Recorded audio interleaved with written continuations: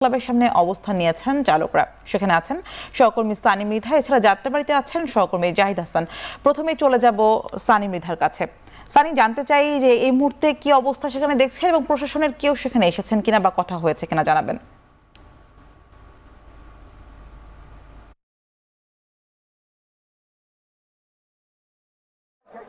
আপনি জানেন যে আজকে সকাল থেকেই কিন্তু রিক্সা, ভ্যান ও ইজিবাইক শ্রমিক ইউনিয়নের যে আহ্বানে সাড়া দিয়ে, তাদের ডাকে সাড়া দিয়ে গণ অবস্থান কর্মসূচি পালন করছে ব্যাটারি চালিত রিক্সা চালকেরা এবং তাদের সাথে আরও অনেক তাদের সহযোগীরা।